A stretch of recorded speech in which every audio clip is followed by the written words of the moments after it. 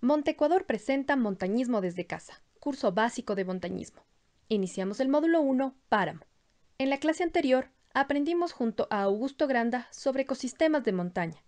En esta ocasión, contamos con la participación de Roberto Gutiérrez, gerente general de Petzel Ecuador, guía Seguim y UIAGM, quien comparte la clase Vestimenta y Equipo de Montaña.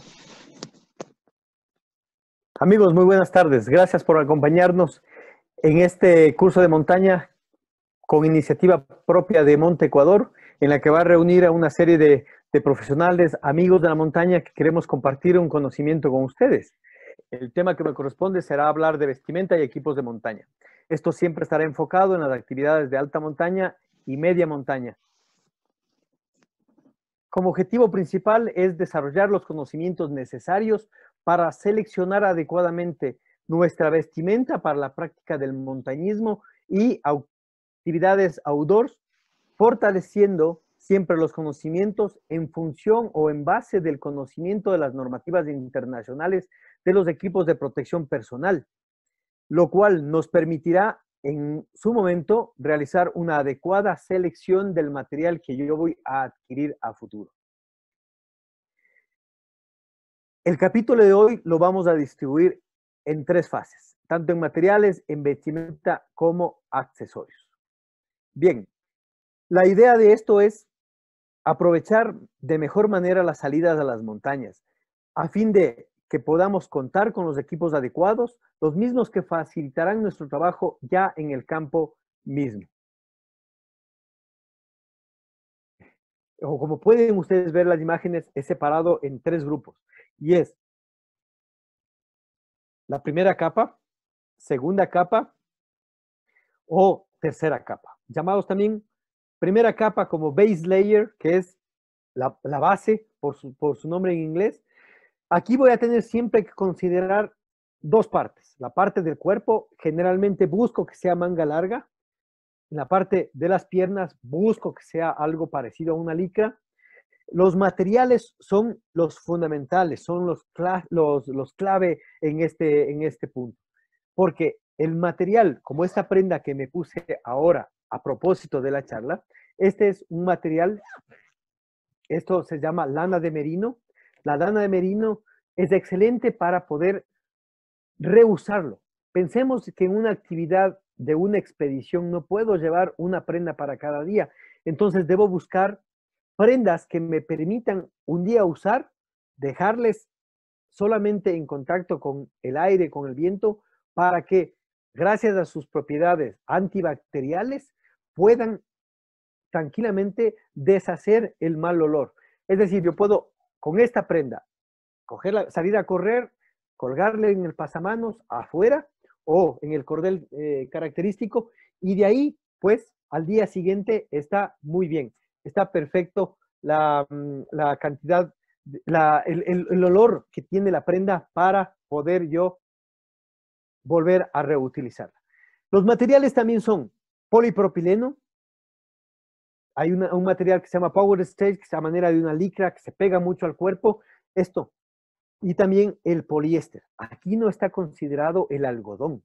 El algodón, porque el algodón es un material que se va a mojar, no va a transpirar, que ese es el principio de la primera capa. La primera capa lo que busca en sí es permitirnos mantener abrigados, pegada al cuerpo. Esta debe estar pegada al cuerpo, debe estar, nos da un calor directo, pero con nuestra actividad física que vamos a transpirar, lo que va a hacer es transmitir a través de la membrana, a través de las propiedades de la primera capa, saca hacia afuera y lo expulsa.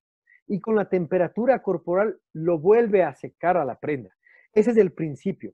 Es decir, son prendas de secado rápido que, si podemos buscar que tengan propiedades antibacteriales, va a ser mejor para nosotros, ¿sí? Por lo que les contaba, puedo utilizarlos al día siguiente, ¿sí? De acuerdo. Esta primera capa generalmente también aplica para el tema de guantes. Si es que yo voy a tener que salir a hacer una ascensión de alta montaña, una primera capa muy delgada va a ser, voy a buscar que sea siempre pegado a mi mano, que me permita estar ahí, un sistema de cierre o de ajuste para poderlo mantener conmigo todo el tiempo. Entonces voy a tener que usar una primera capa, manos, cuerpo, piernas, pero también en los pies. Cuando hablábamos de botas, habíamos hablado de que tengo que estar con una media bien delgadita, que en lo posible casi no tenga costuras.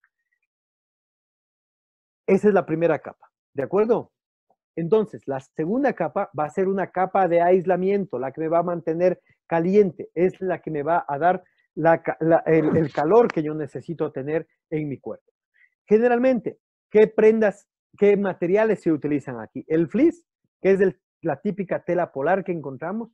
Para utilizarlo en alta montaña vamos a utilizar mínimo un fleece 200. Un fleece 50 no me va a servir. Puede ser que un fleece 50 me sirva para estar en la ciudad, dentro de la casa, pero no me va a servir para alta montaña. Ahí necesito un fleece 200 o 300, que es el grosor de la cantidad de esta tela polar. ¿También me sirve la lana? Sí, me sirve la lana. Debo buscar que la lana no tenga demasiados agujeros, ¿sí? Porque esto va a permitir el paso del frío como tal. Hay otra prenda que se llama wing stopper, que es un material muy parecido al fleece, pero trabajado para cerrarlo demasiado, que esto lo que busca es que el wing stopper me frene la posibilidad de el paso del viento a través de los tejidos de esta segunda capa. Entonces, la segunda capa es la que voy a utilizarlo, tal vez dentro de un refugio, estoy en la carpa, estoy en un medio. Si voy a hacer una ascensión durante el día, pues esta segunda capa es con la que me voy a mover. La prenda superior, en este caso la chaqueta, debe tener sus bolsillos para guardar las cosas que yo necesito. Mejor si tengo un bolsillo a la altura del pecho para poder tener acceso fácil a algo como un pañuelo. Los guantes vamos a colocarlos en los bolsillos. El pantalón, en lo posible que el pantalón tenga protecciones tanto en las rodillas cuanto en las posaderas. Buscar en lo posible que tengan las rodillas preformadas para poderle dar un mejor corte a mi pantalón. Eh, Tal vez un refuerzo en la zona de las bastas para evitar justamente el choque que tenemos entre las botas con nuestro pantalón. Lo mismo va a pasar con los guantes. Los guantes voy a tener una segunda capa para los guantes o puede ser una sola capa gruesa para hacer un acercamiento. Este ya tiene una serie de refuerzos. Por si acaso tenga que utilizar una cuerda, por si acaso tenga que utilizar una cuerda fija, algo como un pasamanos, ¿sí? Esto me va a mantener caliente. Lo mismo, voy a tener una empuñadura en donde yo pueda tener alto. Cuando yo venga con mi chaqueta, simplemente mi chaqueta me va a cerrar para evitar el paso del viento en este sentido, de aquí. ¿De acuerdo? De ahí tengo yo que para en esta segunda capa también podemos utilizar algunas cosas. En los guantes, para expediciones, sitios muy polares, voy a necesitar un par de mitones. Los mitones, qué mejor si son de pluma, los mitones me van a mantener caliente. Pasa lo mismo, un sistema de ajuste para poder evitar que exista el paso del viento directamente. ¿De acuerdo? Lo mismo vamos a utilizar en una chaqueta. La chaqueta, si no es un stopper, puede ser una chaqueta de plumas. Siempre que no esté expuesta a humedad, la pluma va a ser un buen elemento que me va a funcionar bien. Cuando ya llego al refugio, cuando ya llego al campamento, sacar la chaqueta de plumas me va a mantener muy caliente y eso me va a mí a permitir guardar energías, a evitar también inclusive temas de deshidratación porque estoy manteniendo mi calor corporal. Pasemos a la parte de la tercera capa, justamente porque voy a estar en contacto con medios húmedos, voy a estar con humedad, sea del ambiente, sea del lugar en el que yo me encuentro, sea por influencia del viento, con una lluvia, con una humedad, entonces debo buscar materiales que sean resistentes. El principio de la tercera capa es que me permita que el exceso de calor que yo tengo en mi cuerpo por cualquier situación o la transpiración propia del cuerpo de uno salga al exterior a través de una membrana.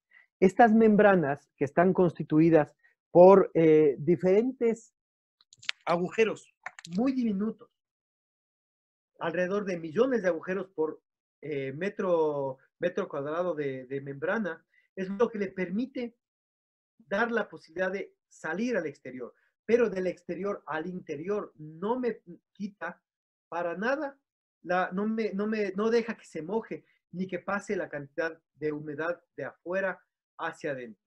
Obviamente, si estoy expuesto demasiadas horas, demasiado tiempo a una lluvia constante, a una nevada continua, entonces va a terminar pasando algo de esa humedad.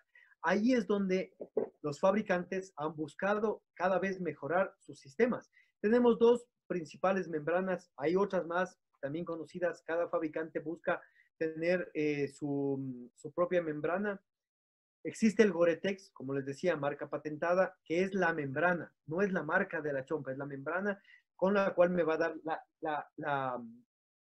la impermeabilidad que yo necesito. También está el Sympatex. Entonces yo, para poder tener una tercera capa, busco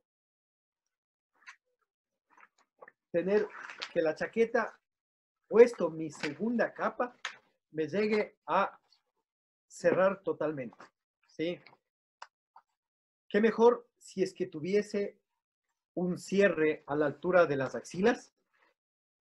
Importante siempre que tenga una capucha que me permita incluso utilizar, si fuera el caso, con el casco puesto, porque esto me va a dar la posibilidad de que no se moje entre el casco, la espalda, ahí puede ingresar toda la humedad que vamos a estar, ¿no? Entonces yo con mi chaqueta voy a evitar esto totalmente, ¿no? Entonces, ¿qué hago en este momento? Estoy cerrando totalmente el calor corporal, evitando que, mejor dicho, cerrando totalmente la salida del vapor de mi cuerpo, y de a poco, cuando ya se va a concentrar mucho, de a poco la membrana va a comenzar a trabajar, a salir poco a poco. En este caso, esta es una membrana Gore-Tex, muy similar, tal vez, la Sympatex, es las membranas. Vamos a utilizar este tipo de membranas tanto en el pantalón. El pantalón siempre va a tener en la zona de las bastas un refuerzo, como es que ustedes le ven, internamente va a tener algo parecido a esto, a manera de una polaina, que me va a evitar que mi calzado también se moje, si fuera el caso, ¿sí? Entonces, busco yo que esas características tengan en mi prenda. Si ahorita estuviera expuesto a una humedad, la lluvia caería sobre esta membrana, se deslizaría y comenzaría a gotear hacia abajo, ¿no? Obviamente, ¿sí? Pero internamente, la membrana interior, esta es justamente la que va a evitar que penetre el agua del exterior, pero va a facilitar la salida del vapor. En el tema de los guantes va a pasar exactamente lo mismo. Los guantes voy a tener yo, obviamente estoy puesto mi guante base layer, la primera capa. Tengo un guante alto que me permite, a través de este sistema, tengo un cordón largo, tengo yo mi guante, y lo que yo hago es directamente ajustar con este segundo ajuste. El calzado tiene mucho que ver en nuestros desplazamientos, entonces hay que hacer una buena elección y selección del material. Ahí es donde, si voy a hacer alta montaña, yo me voy a preguntar, ¿qué material voy a comprarme? ¿De cuero o botas plásticas? Hay que pensar siempre en qué actividad voy a destinar, la temperatura, las condiciones a las que van a estar expuestas mis botas.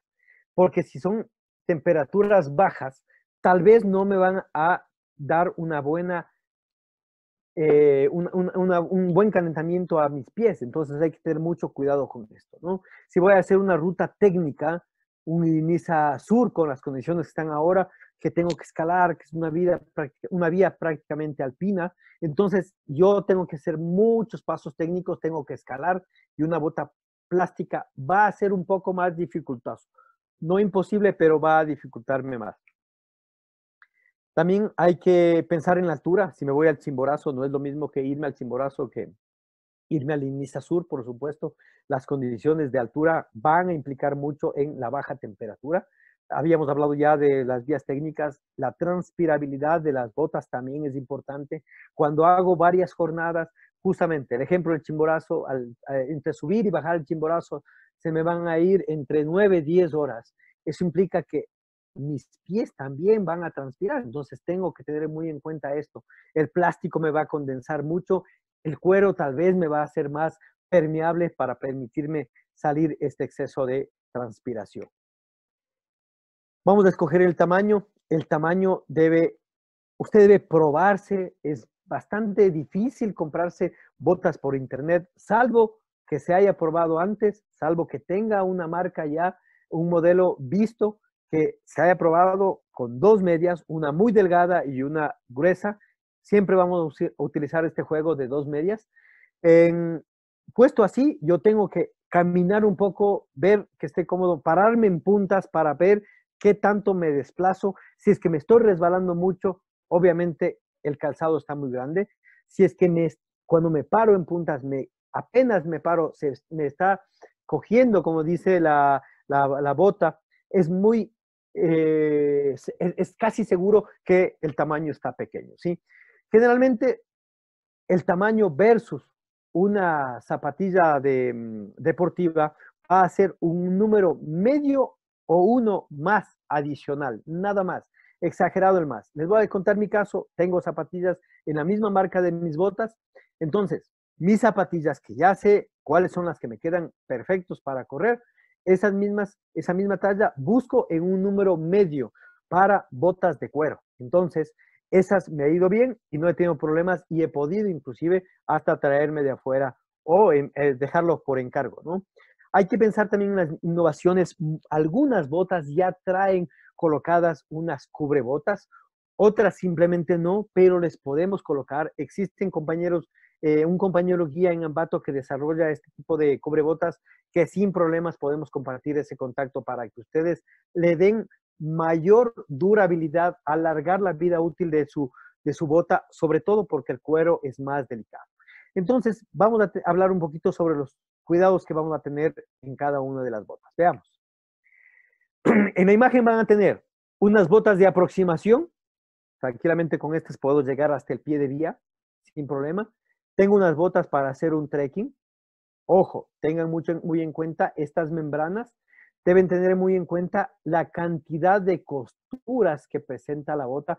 Pasa lo mismo que habíamos visto antes con las mochilas. Mientras más costuras, más perforaciones en el tejido, más perforaciones en el cuero y por aquí va a penetrar la humedad, el agua. Aunque hoy en día existe este tipo de elementos que van a las botas, lo que hacen es combinar el cuero con el Gore-Tex para poderle darle una mayor transpirabilidad, porque un trekking generalmente nos estamos moviendo entre 6 a 8 horas diarias por jornada. Entonces hay que tener en cuenta mucho esto, ¿no? Una bota de alta montaña, una bota técnica que me sirve para terreno mixto, tanto para roca cuanto para el hielo. Tengo también botas plásticas, como ven en la imagen, la bota plástica en la parte interna va a tener un botín interno. Este botín es lo que más me calienta. La parte externa, obviamente, es la que me repele todo tipo de humedad. Mi transpiración que sale de esta bota se va a condensar en la parte interna de la bota plástica. Ya los ajustes normales de cordones, todos tienen un sistema que cada vez van mejorando. En el caso mío, les voy a comentar qué es lo que hice. Las últimas botas que adquirí son muy similares a estas botas de aquí, a esta la esportiva en este modelo. Entonces, ¿qué es lo que hice? Yo lo que hice es colocar una cubrebota para poder esta misma bota usarlas en alta montaña. Es decir, es exactamente la misma bota con un cubrebotas. Cuando me contacté con mi amigo para poderles decir que me haga esta cubrebota, le pasé exactamente la medida, el modelo. Él tiene obviamente todas las hormas de las diferentes marcas de botas que va a hacer. Y él, cuando conversamos, le comentaba que me iba para el Aconcagua. Entonces me dijo, ¿quieres que te haga con mayor aislamiento esto? Es decir, que sea un poco más abrigada. Pues por supuesto, para unas temperaturas en un medio como el Aconcagua, fundamental hacer esto, ¿no? Dentro de los cuidados que hay que tener es siempre después de una jornada voy a limpiar. En mi caso, limpio toda la cubrebota, la bota, la suela. Ustedes pueden ver, está flamante, los cuido mucho a mi material, lo uso cuando ya hay que usar, es decir, si voy al Cotopaxi, me bajo del bus y ahí me coloco las botas para acceder al refugio. En el refugio me cambio por las pantuflas que asignan al refugio. Una vez que hago la limpieza normal de mi bota, siempre la dejo que se seque internamente, por lo menos un día entero le dejo ahí, alejado del sol. Los rayos UV son los mayores, el mayor enemigo de todos los textiles, incluidos los cueros, ¿no? Entonces hay que tener esto. Siempre voy a tratar de sacar la plantilla de mi bota para poderlo permitir que se seque totalmente. Una vez que se ha secado tanto exterior cuanto interior, una vez que yo verifico que sí, está seco mi bota, limpio de paso cualquier cosa, cualquier piedra que haya quedado, ahí regresa a su lugar para poder nuevamente ir a almacenarse. Bien, eso sería el capítulo de las botas. No quería pasar a la siguiente diapositiva sin antes mencionar la suela. La suela debe ser de un labrado bastante generoso, bastante agresivo, es decir, que tenga mucho labrado, porque esto me va a permitir tener un mejor agarre sobre la roca. Generalmente a cualquier montaña que vayamos siempre vamos a encontrar roca, entonces es fundamental tener un buen agarre. La suela debe ser antideslizante.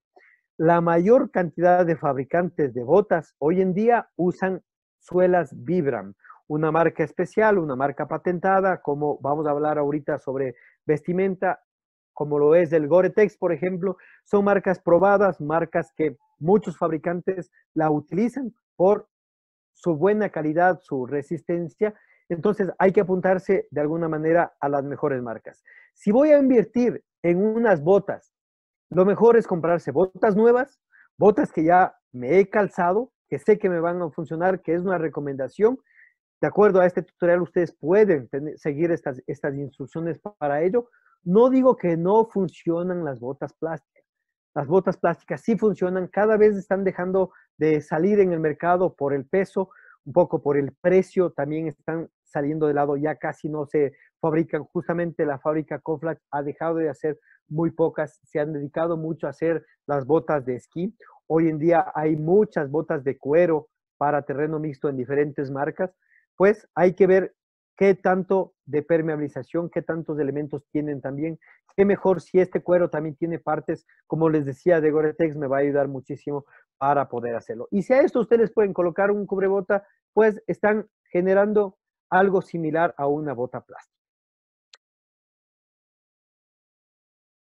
Una de las cosas que siempre recomiendo en adquirir cuando comienzo yo a hacer actividades de montaña son los bastones. Al inicio uno comienza a enamorarse de las montañas, de los paisajes, porque comienza a caminar, comienza a salir en las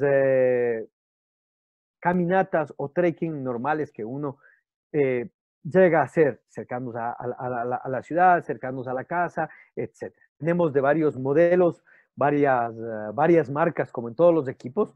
Lo principal es que busquemos bastones telescópicos. ¿Por qué telescópicos? Porque me van a permitir que yo tenga en un solo tramo la posibilidad de alargarlo de acuerdo a mi necesidad puntual, ¿sí? Es decir, ya le he dejado más o menos a 1,20 m mi bastón, ¿de acuerdo? Pero para transportarlos, yo tengo que recogerlos para que esto pueda entrar en la mochila, como ustedes lo pueden apreciar. Esta es una opción de bastones telescópicos. Hoy en día tenemos este otro tipo de bastones telescópicos. Estos no se ingresan como en el caso anterior. Estos se van a dar por un ajuste, un acople en la parte superior. En la parte superior yo voy a tener solamente un hilo que me permite justamente el acoplar todo este bastón. Ya está firme. Las puntas de los bastones es un aspecto muy importante a tomar en cuenta. Pueden ser de carbono o en este caso de tuxteno. Aquí falta obviamente la roseta, como en el caso anterior, que me ayuda a que si es que estoy en una zona de tierra o de humedales, penetre y se quede sujeto en este lugar de aquí. ¿De acuerdo? Para transportar con este bastón último que le acabamos de ver, pasa exactamente lo mismo. Este es un bastón para trail, que es mucho más fácil de zafarlo, ajustarlo y poder utilizarlo. Otro aspecto importante es que los mangos deben ser ergonómicos. Si podemos apreciar ustedes, están trabajados como una ergonomía.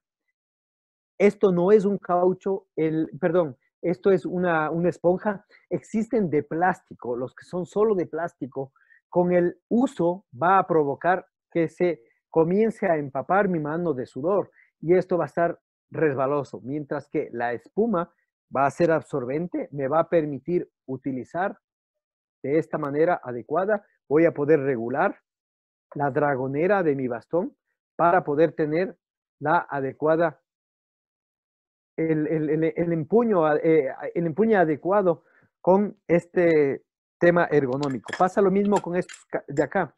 En este caso, tengo aquí mi primera empuñadura, pero si es que está más altos, estoy en un plano de subida, el bastón va a estar más alto que mí, simplemente mi mano se desplaza, pero sigo teniendo contacto con esta superficie de espuma.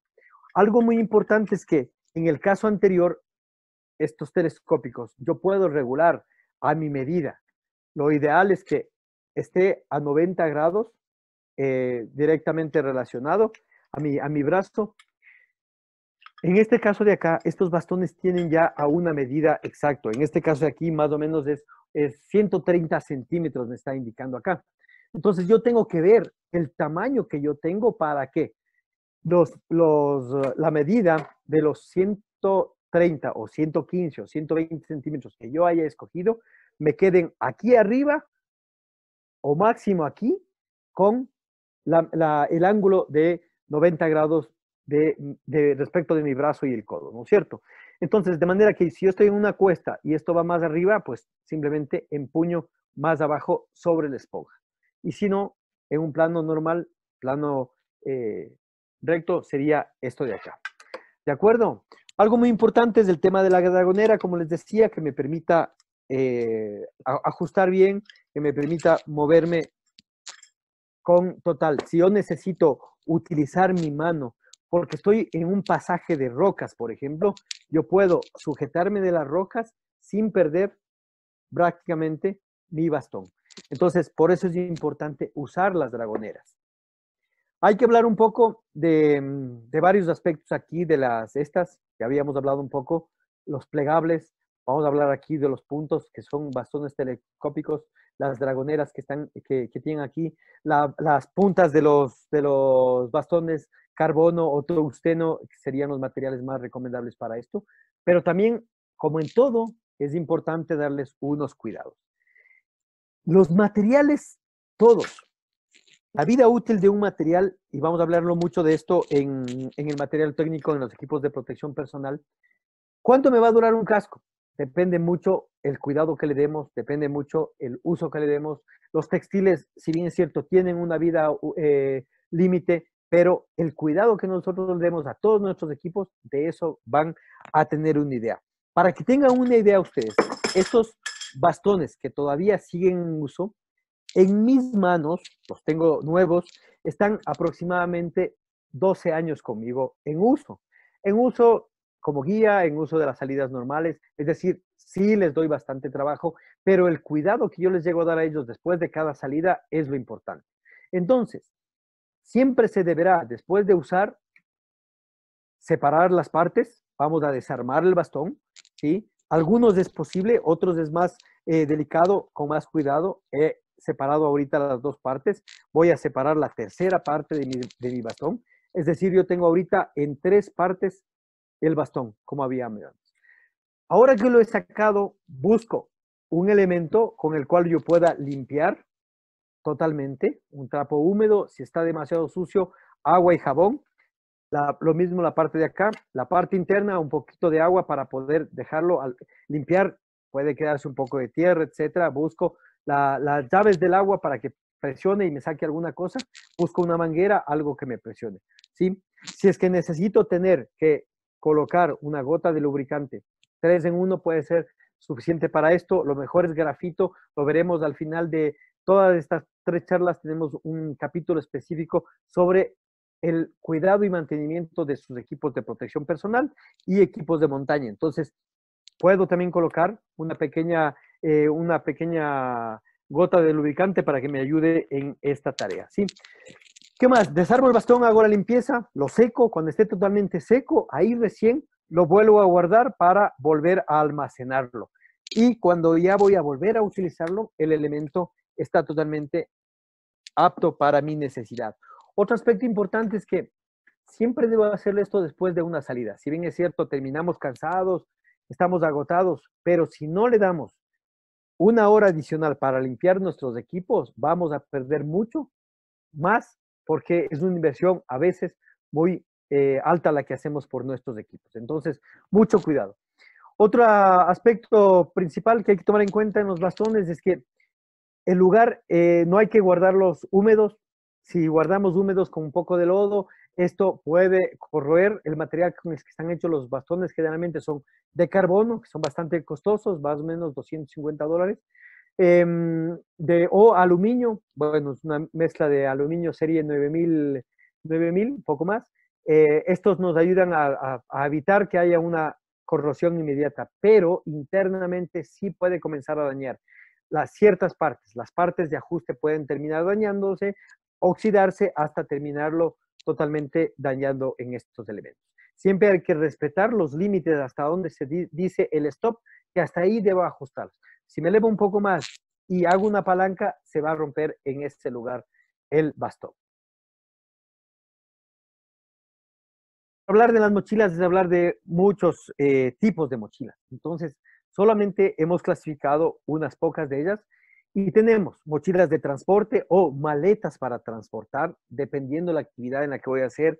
Por ejemplo, si nos vamos al Cayambe, sabemos que tengo una vía carrozable para vehículos 4x4 que llegan hasta el refugio. Si yo ya tengo mi reserva en el refugio, si tengo mi vehículo 4x4, lo mejor, ¿para qué sacrificar una mochila como la del compañero que está en la imagen? ¿Para qué voy a sacrificar mi mochila en el sentido de llenarla totalmente, ponerla en el coche, llegar y solamente subir unas pocas gradas?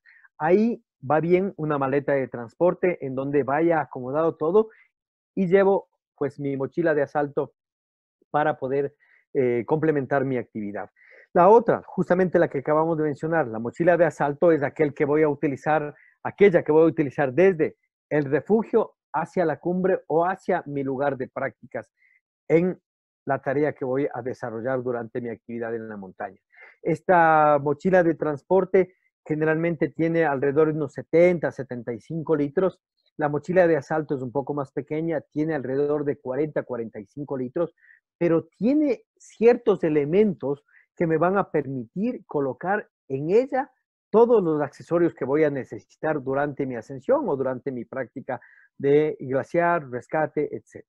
También existen las mochilas de alta montaña, es decir, una mochila grande que me va a servir para llevar todo, ya que no cuento con la posibilidad de llegar en un vehículo hasta el sitio donde voy a hacer mi campamento o donde voy a dormir en un refugio, pues me toca llevar todo en una mochila de montaña. Medida recomendable, 70 litros. ¿Por qué hablamos de litros? Porque esto, como es capacidad que me da la mochila, es como que pusiéramos dentro de ella 70 litros juntos para poder transportarlos. Entonces, por esa es la medida, ¿no? Estamos hablando del volumen. Veamos algunas características de cada una de estas. Por ejemplo, esta maleta de transporte color celeste, esta maleta me va a permitir ordenar aquí todos los elementos que voy luego a sacarlos en su momento de acuerdo a mi necesidad. Entonces, estará el sleeping, estarán tal vez las botas, estarán los crampones, los materiales técnicos, etcétera, ropa de recambio. Cuando ya hablamos de una mochila de alta montaña, esta mochila de color verde, vamos a ver que es una mochila mucho más grande. Debemos considerar algunas situaciones para esto. Veamos.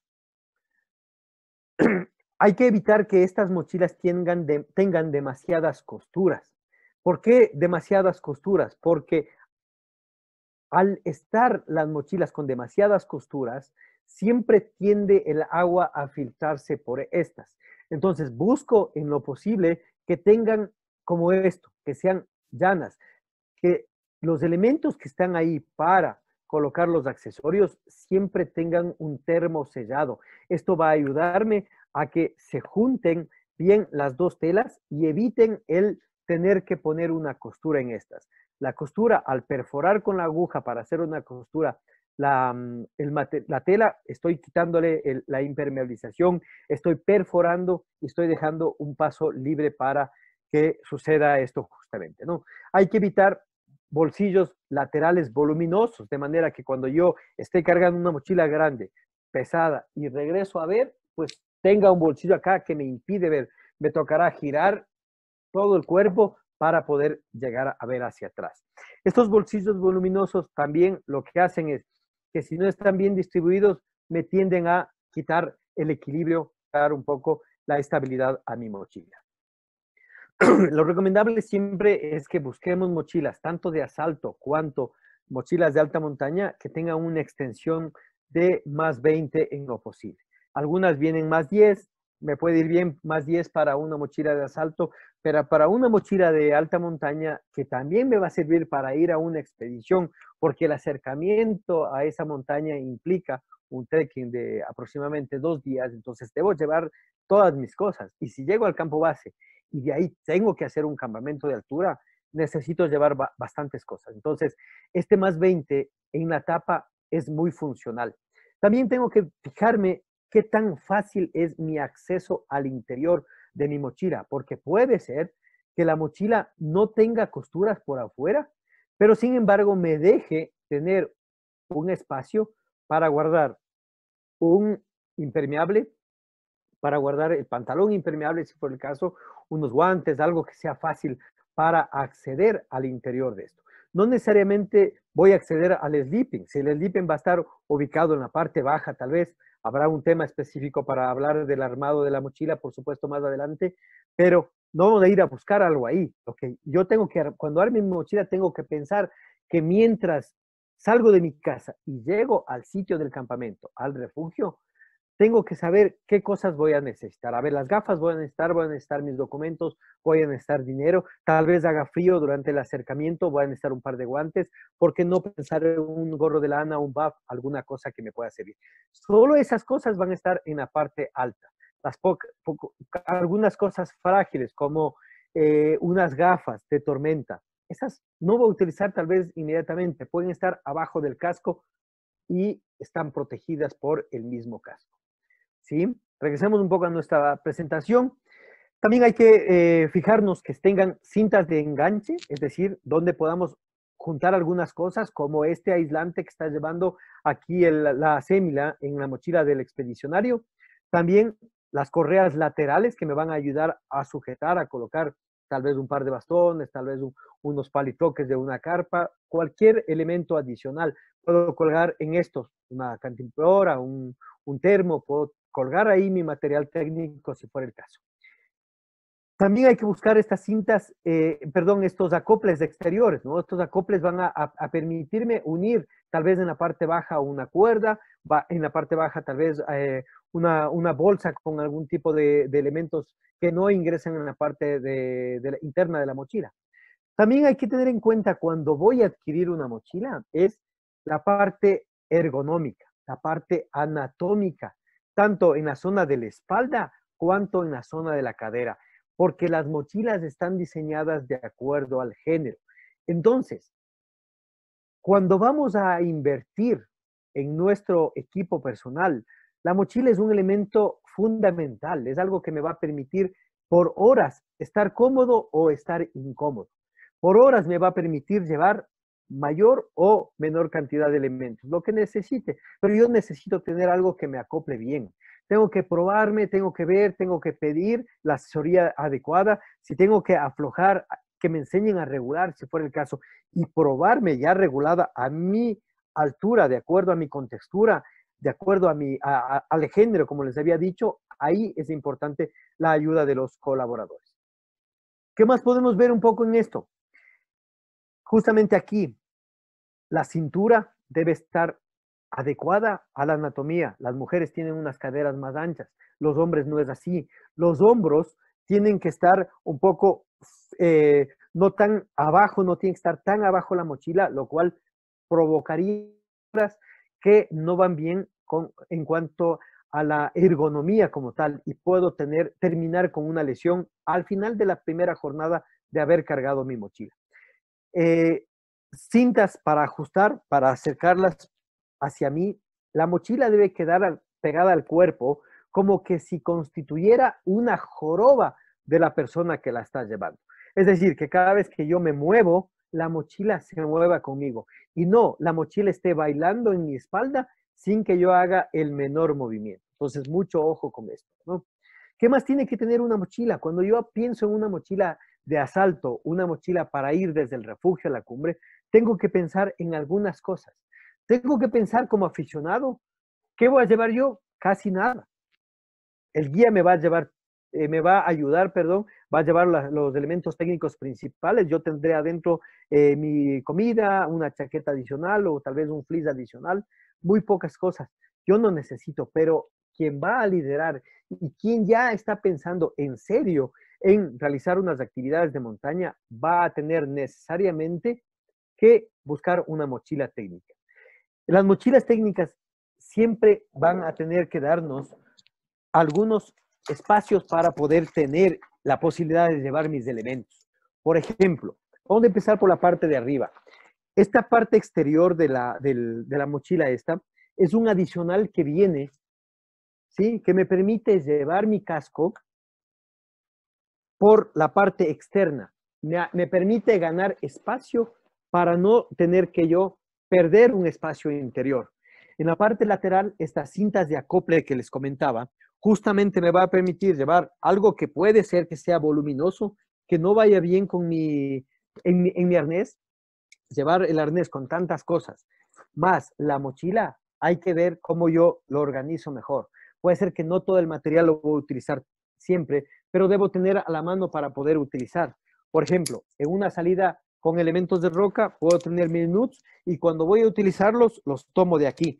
Si estoy en un cruce de una grieta, de un glaciar, por ejemplo, puede ser que aquí, a la altura de mi cintura, casi cerca de mi arnés, voy a tener un par de tornillos de hielo o puede ser distribuido un tornillo a cada lado.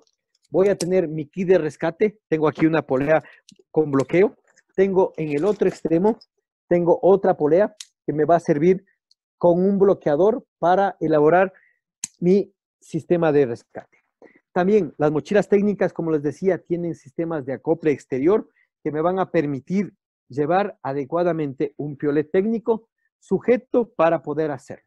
La parte posterior, aquí, la mochila me permite tener un sistema de regulación para poder regular más cerca o menos de mí. Lo mismo en la parte de aquí. Ajusto que la parte alta de la mochila esté bien sellada, no tan caída hacia adelante, sino más bien distribuida hacia atrás también. En el pecho siempre voy a tener este sistema de regulación.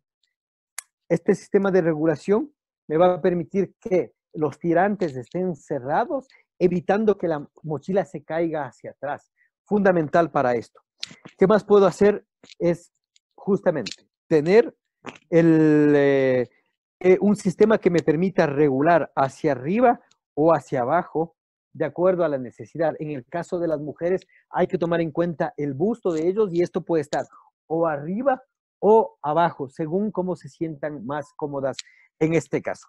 La cintura, habíamos hablado, un sistema también de regulación que me permita justamente adaptarme a mi necesidad puntual. En muchas salidas de la montaña requerimos tener un lugar donde aguarecernos, donde protegernos. Puede ser que esté un refugio, pero si estamos en un trekking largo, en sitios en donde no está realizado este tipo de infraestructuras, debemos llevar una tienda con nosotros.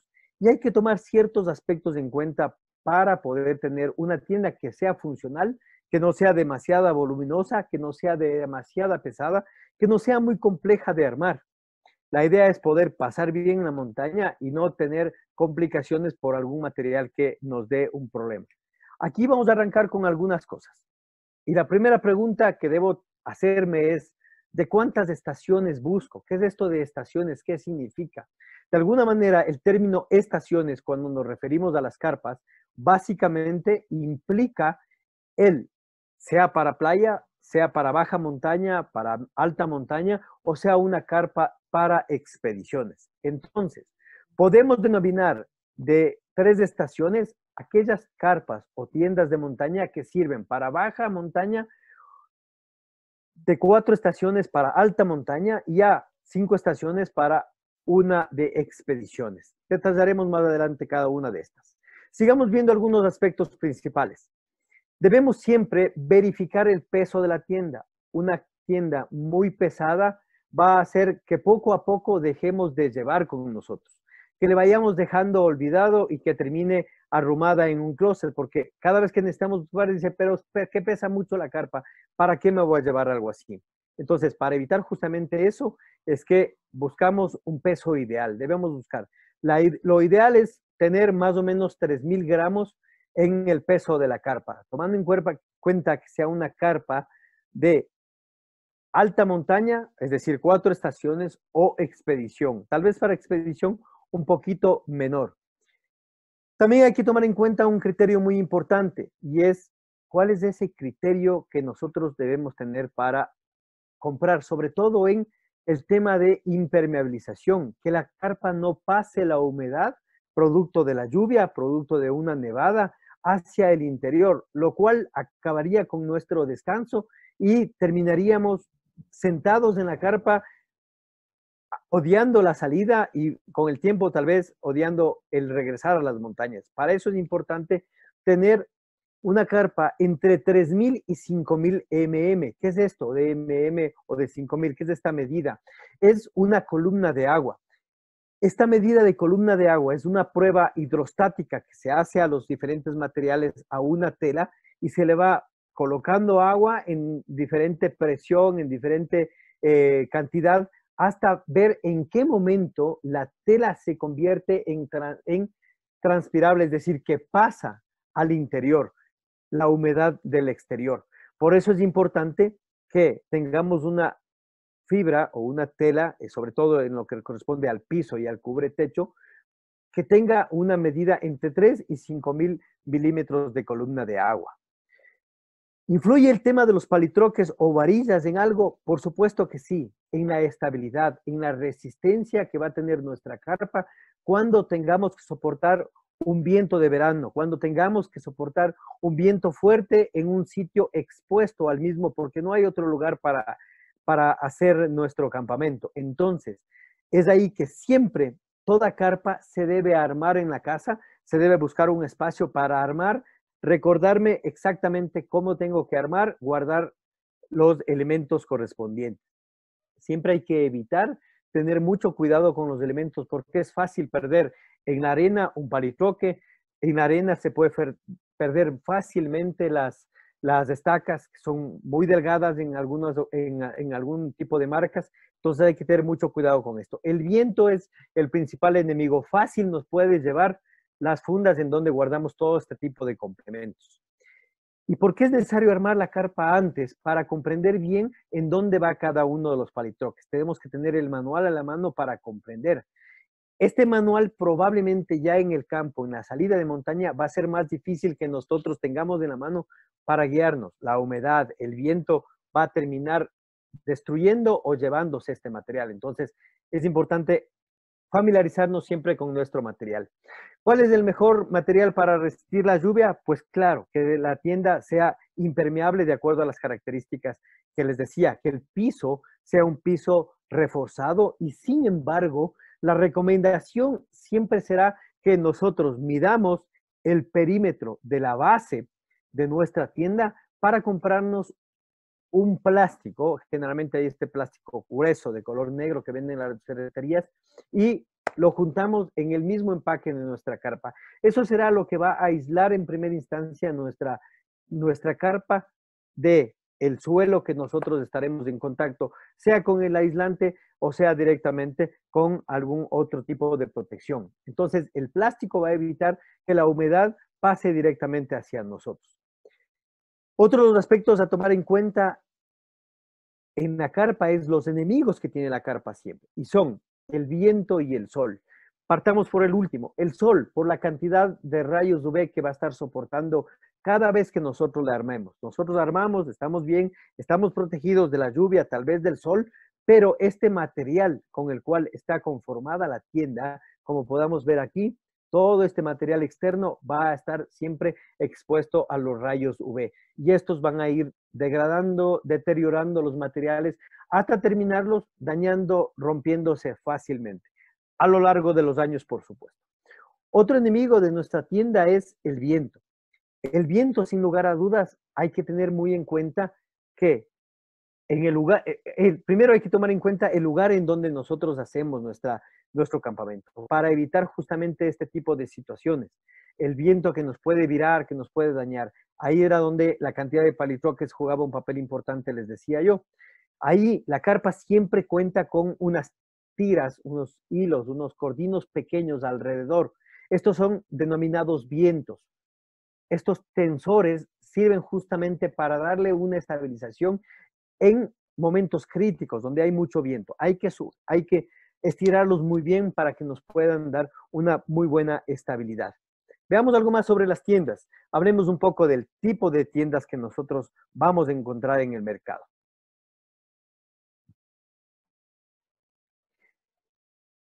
De acuerdo a lo que conversamos anteriormente, sea de playa, media, alta montaña o expedición, nosotros vamos a enfocarnos a qué tipo de carpa vamos a comprar.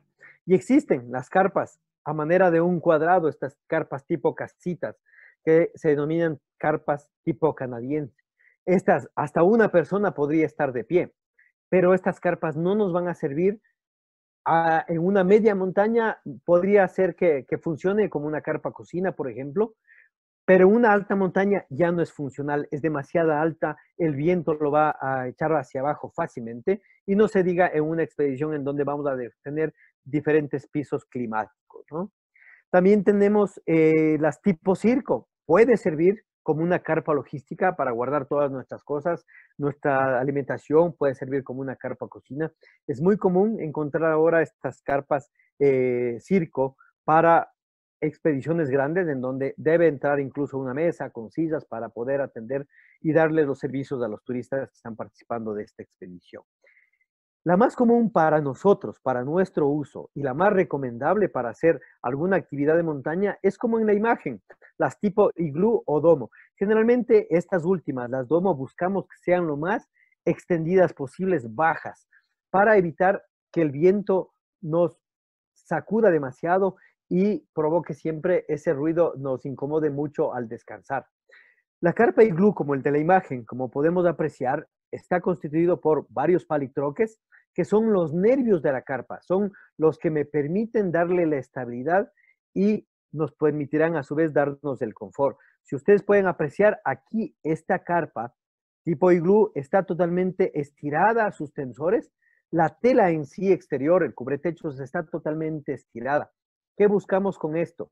Que no se queden arrugas, que no se queden telas que estén pegadas a la carpa interna, porque al momento en que exista una lluvia, esta unión entre los dos elementos, lo que va a provocar es que se cole el agua por una de estas y comience a penetrar. Las carpas internas básicamente solo son una simple tela, en la mayoría de los casos transpirable, para que todo el vapor, todo el calor que nosotros generamos por estar dentro de este medio, pues salga, se condense en la parte interna del cubretecho y se vaya colando a través de las paredes hasta llegar al piso. Como ustedes pueden apreciar, el piso debe estar hasta abajo.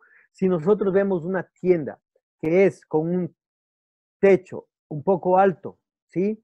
Digamos, una cuarta por encima del piso, esa carpa no nos va a servir inclusive ni para las montañas. ni para media montaña, porque ¿qué va a pasar? Que al tener un faldón, un cubretecho alto, la tela va a quedar alta y va a topar siempre con la tela interna, logrando así que el agua que viene desde la parte alta se filtre hacia la carpa en la parte interna baja. Entonces hay que tener mucho cuidado. ¿Qué mejor si el cubretecho viene con un faldón? El faldón es que llega al piso y del piso se extiende un poco más. Esto nos va a permitir colocar alguna piedra tal vez para evitar que el viento pase por debajo. Si estamos en una expedición, en un terreno nivoso, ahí podemos colocar un poco de nieve para que nos quede totalmente sellado este espacio. Bien, las carpas, como no, siempre van a tener sus enemigos y para evitar y darle una larga vida a nuestra carpa, es importante tener una limpieza interior y exterior. Interior cuando estamos durante el uso, hay que tratar de mantenerla limpia. Exterior, después de cada uso debemos dedicarle el tiempo para limpiar de forma externa, de forma interna, dejarle que se seque totalmente sus partes, los cordinos, los vientos que habíamos mencionado, las uniones, las costuras, estos sitios en donde van a ingresar los palitroques, estos que son generalmente más gruesos, siempre van a permanecer más húmedos. Hay que tener muy en cuenta que todas las piezas de la carpa deben estar totalmente secas antes de guardar. Si no, cualquier elemento metálico con la humedad va a comenzar a pasar. La corrosión puede ser el óxido y esto va a generar que se les dañe la tela de su carpa interna o externa, en este caso el cubretecho. Hay que evitar siempre el uso de calzado en el interior de una carpa. Sobre todo debemos cuidarnos del lodo. Generalmente las carpas cuentan con estas partes adelante, atrás. Estas partes son conocidas como ábsides. Este ábside me permite ser un hall antes de pasar al espacio en donde yo voy a descansar, donde está mi tendido, mi aislante y mi sleeping encima. Entonces, en este ábside yo abro mi carpa, llego, me siento, saco mis zapatos, todas las cosas que yo crea que no son necesarias en el interior e ingreso hacia la zona de descanso de la carpa. Como tiene dos ábsides, es bueno que el material técnico que no voy a utilizar durante toda la noche o durante la tarde que estoy en el descanso con mi carpa, puedo estar en uno de los sitios en el que menos acceso voy a tener. Puede ser en la parte posterior, mientras que la delantera queda justamente para ingresar y salir.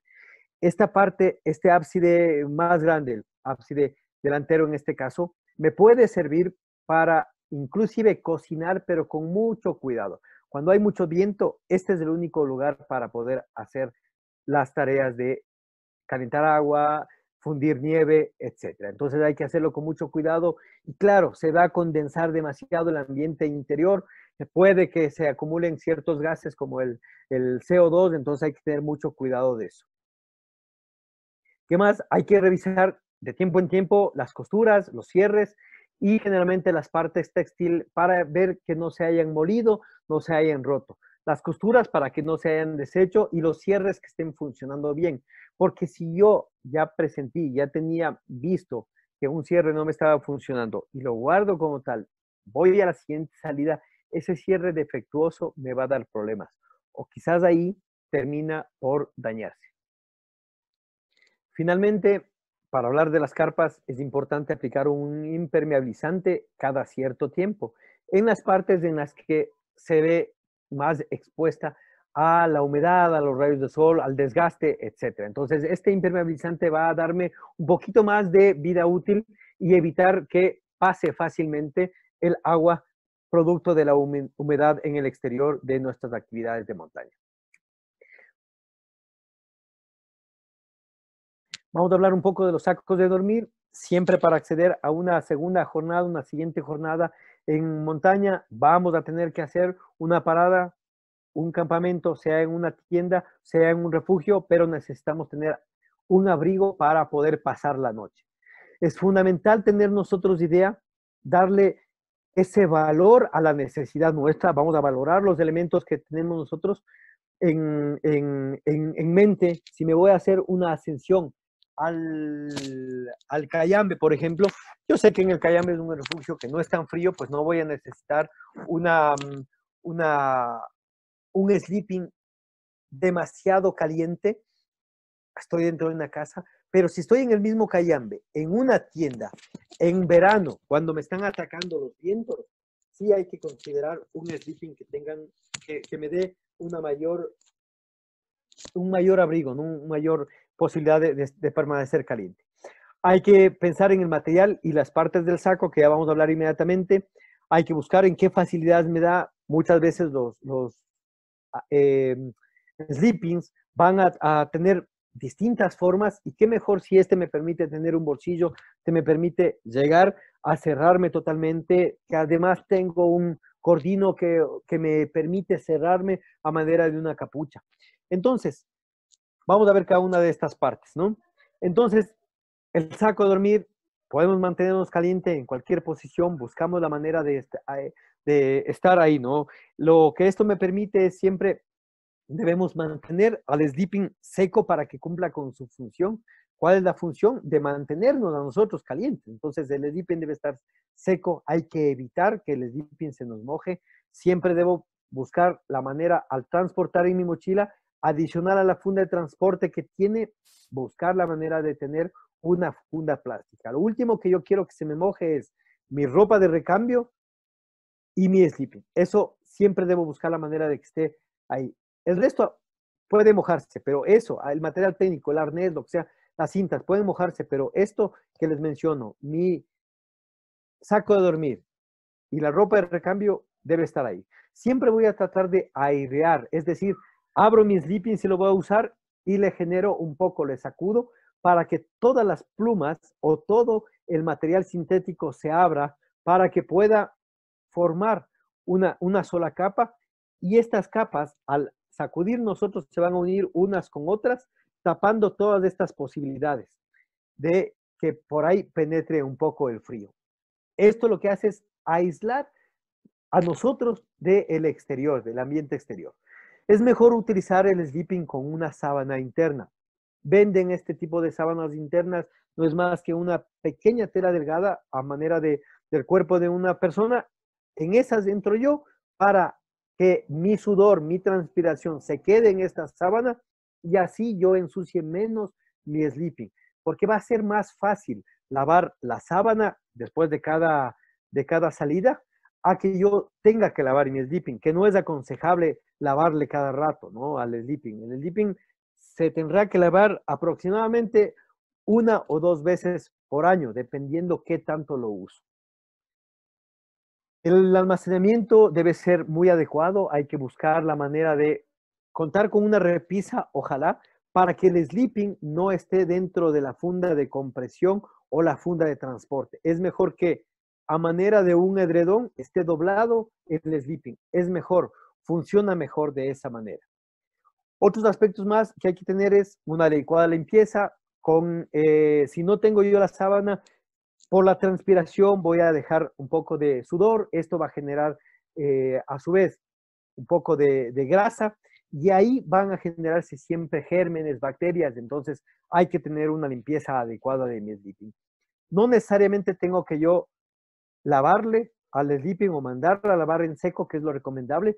Puede servir también un paño húmedo que me permita estas partes de mayor contacto limpiarles. El paño húmedo va a estar ahí. Si es que a la mancha no sale, pues aplico un jabón líquido, algo que me permita y le vuelvo a pasar. Se seca totalmente, lo doblo y lo dejo donde lo voy a acostumbrar a tenerlo. Veamos la siguiente diapositiva.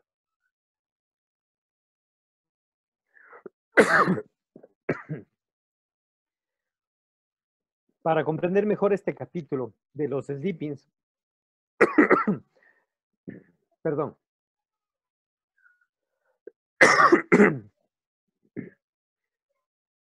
Para comprender mejor este capítulo de los sleepings, he colocado este gráfico que nos va a permitir un poco comprender lo que son los tabicados o tabículos, que también los llaman ahorita. Estos tabicados lo que hacen son todas estas secciones en un sleeping, ¿sí? Que a manera de costura evita que las plumas, si fueran el caso de pluma natural, o la fibra sintética, se llegue a bajar, dejando solamente la tela impermeable. Entonces, la idea de esto es que cada uno de estos tabicados se acopla para poder o se cierran para permitir que las plumas estén solamente en ese lugar. Como podemos ver, están diseñados alrededor del sleeping, es decir, este sleeping en una forma rectangular, perdón, o este de acá en una forma tipo sarcófago, están tanto en la parte de la espalda del usuario o en el pecho del usuario, de manera que si yo giro durante la noche porque no puedo conciliar el sueño, porque quiero acomodarme mejor de la posición en la que estoy, siempre voy a tener esa misma posibilidad de abrigo, de permanecer caliente. El sleeping, la función del sleeping lo que hace es retener el calor que mi cuerpo está generando. Mi cuerpo genera una temperatura de acuerdo a la cantidad de prendas que yo tenga, de acuerdo al tipo de sistema que yo tengo. Es decir, si, puede ser que yo transpiro mucho, sudo demasiado, soy muy caliente, como se dice a veces en el sentido bueno de esa palabra. Es decir, ahí yo puedo generar cierto nivel de calor y el sleeping lo que hace es retenerlo. Entonces, hay que ver algunas cosas. Primero, que tenga una capucha. Este no lo tiene, como pueden apreciar. Este tiene una capucha, lo que va a hacer que yo me mantenga con la cara despejada para poder respirar sin problema, pero estoy completamente cubierto con una capucha. En la parte baja, los pies, qué mejor si en los pies es tipo sarcófago, es más pequeño, para que, como es más distal mis pies de la zona del corazón, el corazón bombea sangre, envía todas las moléculas de oxígeno que necesito yo para que mis extremidades estén oxigenadas siempre.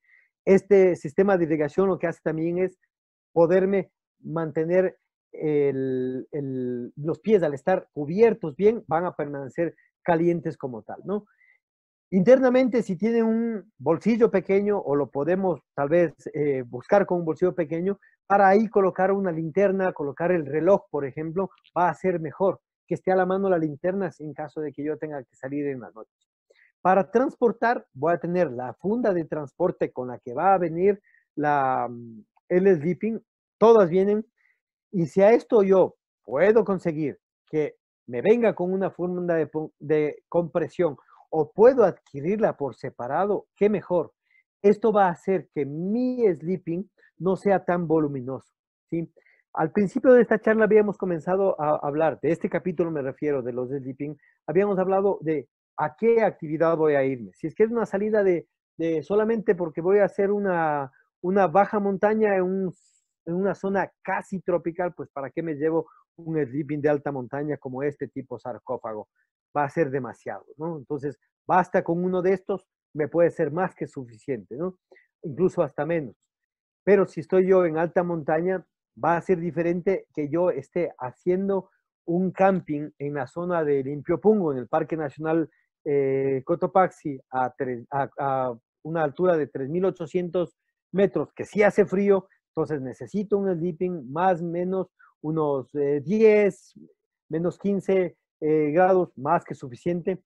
Pero si voy a hacer un campamento de altura, si voy a irme a la Concagua, porque tengo que hacer ahí necesariamente ciertos campamentos, un sleeping menos 20, menos 25 sería el recomendado.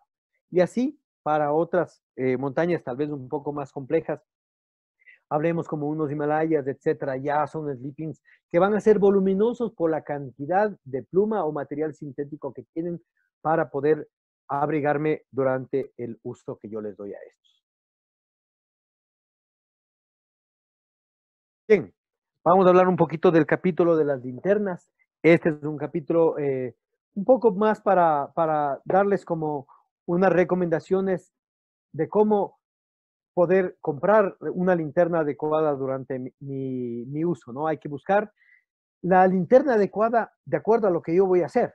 Si es que me gusta hacer una carrera de trail, entonces buscaré que mi linterna tenga un sensor. Si me gustan las carreras de aventura, yo buscaré que exista un sistema que me permita regular la cantidad de luminosidad que existe en mi linterna.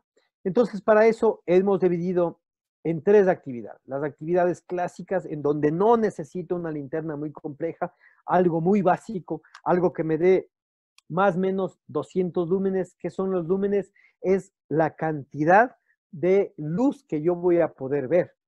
El ojo humano tiene cierta capacidad de ver en la oscuridad. Entonces, a partir de esa medición es que vienen a considerarse los lúmenes. Más o menos el ojo humano puede tener una visión entre unos 30 a 40 lúmenes. Entonces, una linterna de 20, 50 lúmenes casi no va a hacer nada. Yo necesito tener el doble o el triple.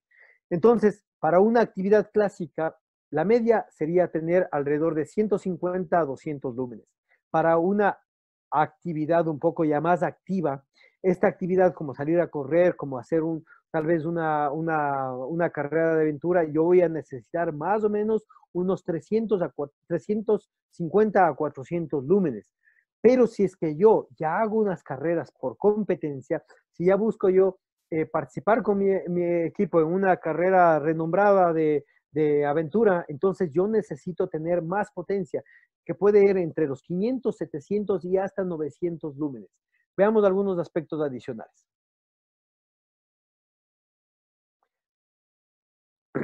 Las actividades primarias, las clásicas que les decía, vamos a diferenciar alguna información aquí importante, ¿no? Y es esta la característica. Vamos siempre a pensar que el sistema o la bombilla que utiliza me da un sistema de luz estándar. Es decir, es una luz generalmente amarilla. Esta luz estándar siempre está fija en un punto, pero tiene una característica, no es demasiado potente. Como les decía, más o menos 150 o 200 lúmenes. Eso es lo que me da. El uso que nosotros le damos es para alguna actividad puntual, tal vez salir al baño, tal vez tenerla en la guantera del carro para cualquier emergencia durante la noche con el auto. También me puede servir para un campamento. No necesito más que leer un libro, estar en el campamento, cocinar o salir al baño, nada más. Pero si ya voy a hacer un trekking, voy a hacer una caminata, voy a hacer una ascensión, ya voy a hacer una actividad. Aquí esta luz esta luz ya es una luz constante. Antes habíamos hablado de una luz estándar. Ahora yo busco que que esta luz constante siempre sea el mismo estándar. Es decir, que si yo tengo una linterna de 350 o 400 lúmenes, desde que la enciendo hasta que me dice la caja de la linterna que me va a dar 5 horas de uso con luz constante, es decir, que van a ser 5 horas de 400 lúmenes. A diferencia del capítulo anterior, de este acá, de las linternas clásicas con luz estándar. Aquí apenas enciendo, voy a tener los 150 lúmenes, pero a la hora ya comienza a bajar, a las 2 horas tal vez un poco más, a las 5, 10, 12 horas que me dijo el fabricante que me va a dar, tal vez ya estaré en solamente 80, 50 lúmenes. Esta luz constante, en cambio, van a ser durante 5 horas que dice la caja o 6 horas, van a ser a 400 lúmenes. De ahí va a decaer a entrar en 50 lúmenes como luz de emergencia, ¿ya? De acuerdo. Entonces aquí podemos decir que una luz constante es igual a eficiencia y satisfacción, porque yo voy a hacer mis actividades outdoors de manera tranquila con total iluminación posible. Ya entramos a una serie performance.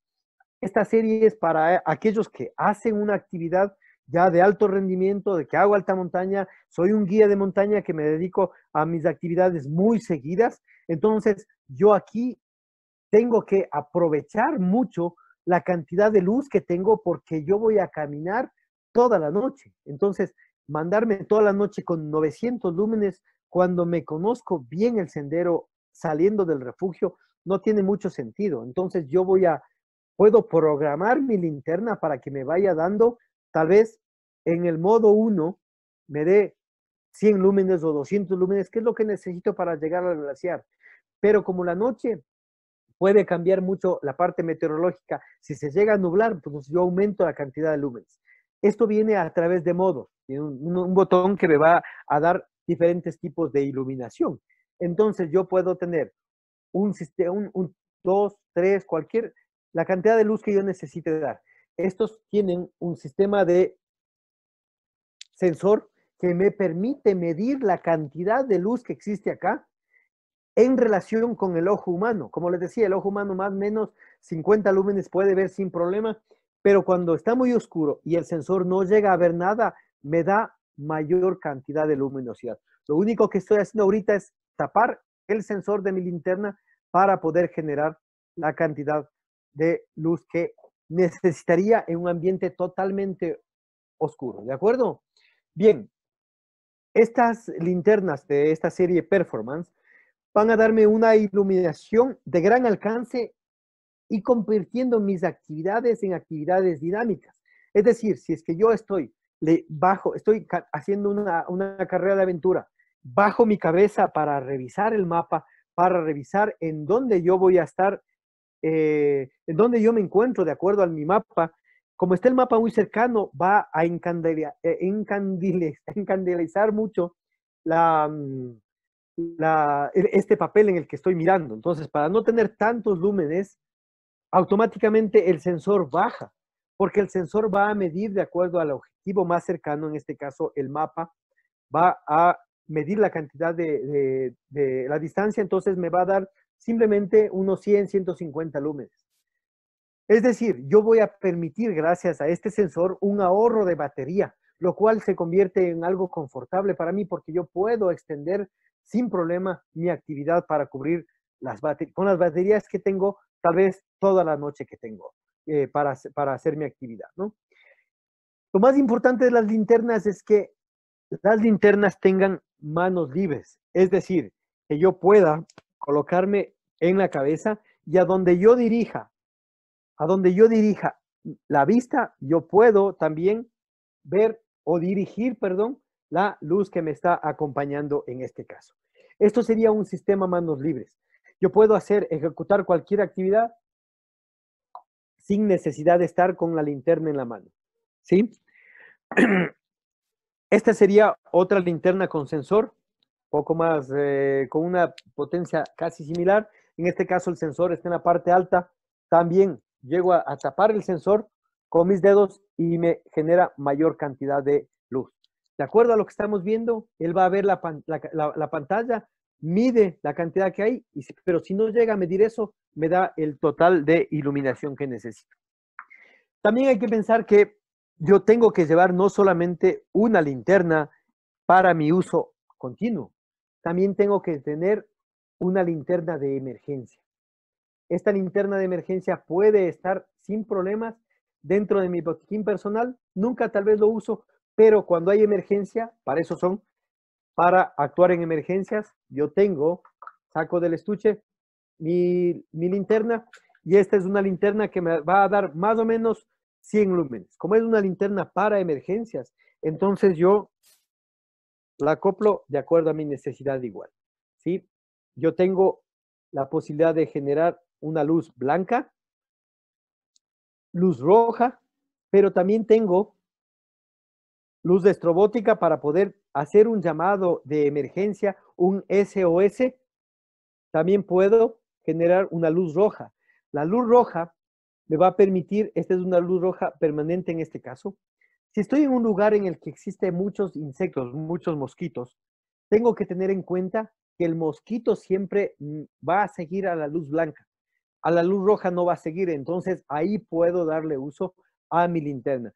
Si no es la linterna blanca de emergencia, puede ser también la luz roja de emergencia para poder enviar un SOS hacia un punto en donde probablemente pueda tener línea visual con alguna otra persona.